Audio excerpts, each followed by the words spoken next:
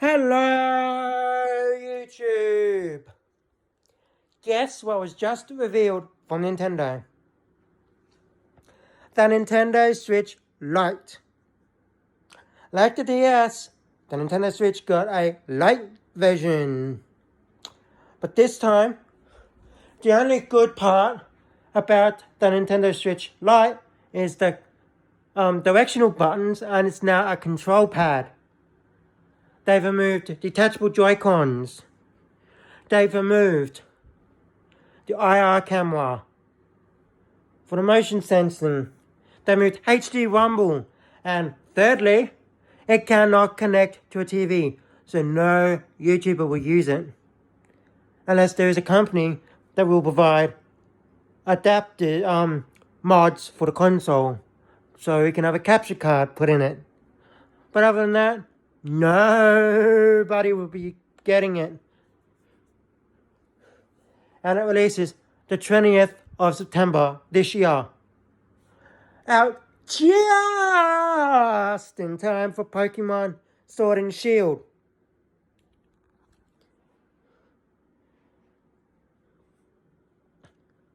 But of course, everyone will go for the Nintendo Switch rather than the Switch Lite. If you're a YouTuber, I honestly recommend getting a Elgato and a Nintendo Switch original console over the Lite console, because you can't fucking record off it otherwise. It's basically a Game Boy Advance released in 2019. Think of it as a Game Boy Advance with internet capabilities being released in 2019. Because that's basically what it is.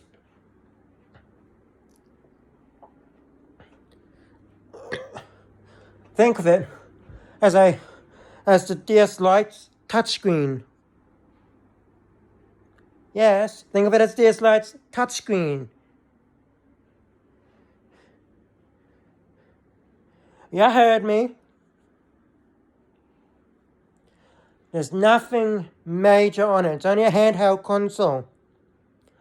So the Lite will take over the 3DS market, while Nintendo Switch original console will be the home console market. Now I can't wait for the Joy-Cons to start coming, the actual detachable Joy-Cons, to have the controller pad on it, because I'll definitely go out and buy a controller pad Joy-Con. But until such time as that, the Nintendo Switch Lite can go get fucked, in my opinion. Because it is one of the absolute worst idea. Well, not really worst, because you may want to get a Switch for your, like, a young kid, and they can play it like that and take it with them on car trips. It'll definitely be cheaper, and I'm speculating a price of, yes, the Switch now is $299, something like that. Well, technically it's $399 in Australia. It's specials going on at the moment. But it'll be down in Australia at least to $250, maybe $299.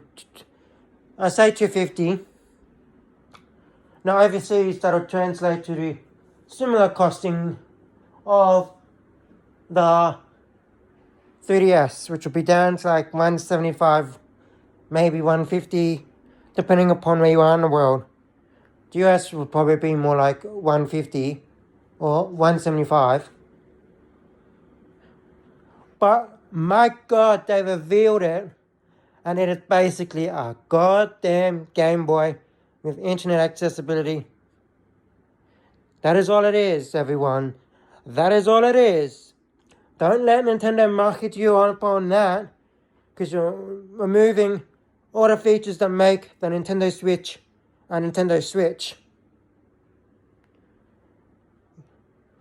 Should not even be called a Nintendo Switch, because the Switch part of the name was called a Nintendo Switch because you could switch between handheld and console modes.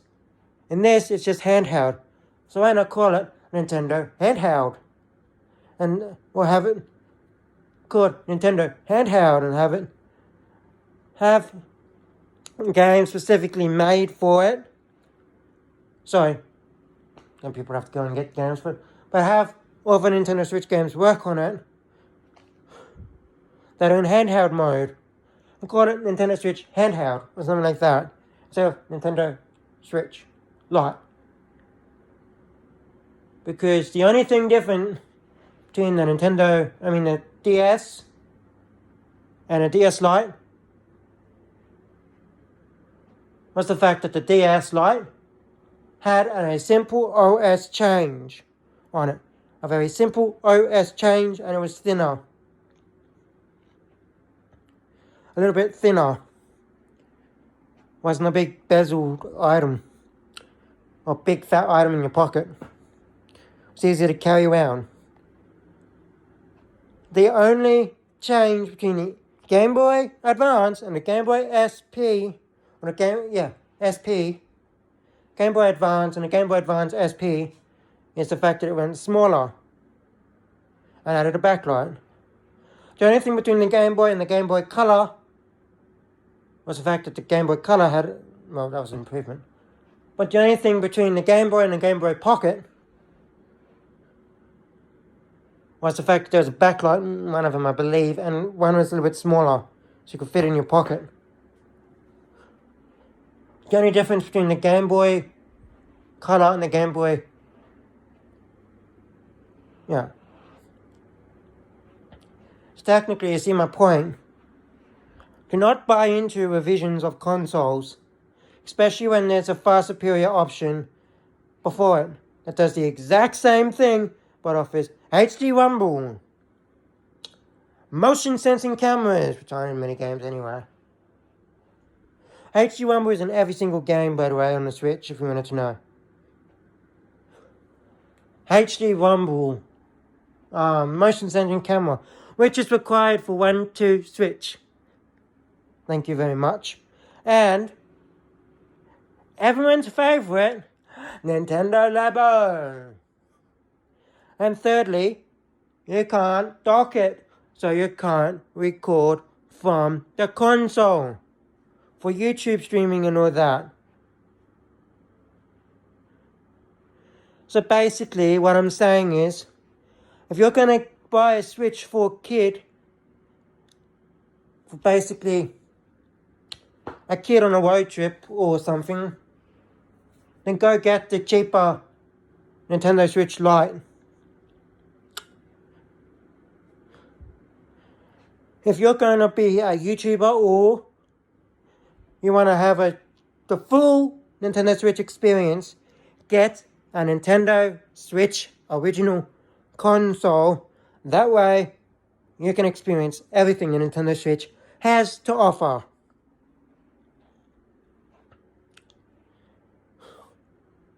But please, by all means, I'm not saying don't support Nintendo or anything. Just saying, think seriously about which version you're going to get before you get it. And if you have a Nintendo Switch currently, there's no need to get a Nintendo Switch Lite. Because even in the reveal trailer, they mention you have to buy for 1-2 Switch and a Labo. Well, technically for Labo, yeah. You have to buy detachable Joy-Cons for your console. And that, in Australia, is an extra $100 on top of your current console costs.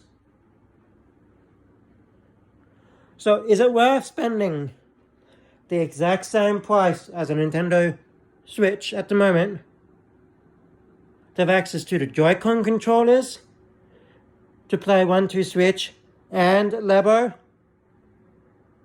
Or is it worthwhile? Or any other games that cannot be played in handheld mode because it doesn't have a dock and all that sort of stuff? Would you rather have limited games on your console, on your Nintendo Switch console? Or would you rather the full experience for the exact same price is you're going to have to be spending on a Nintendo Switch Lite and detachable Joy-Cons just to play games. It is up to you to decide which is better for you, but I'm just letting you know, my recommendation is to get a dockable Joy-Con. Sorry, a dockable Nintendo Switch. The original Nintendo Switch that came out in 2017. Not the Joy-Con Lite. That is my opinion. So I'll see you all in my next video, which will be... excuse me. Most likely on the 19th. With the Amiibo unboxing. And then I'll see you all then, if I don't do a video beforehand. But yeah, bye!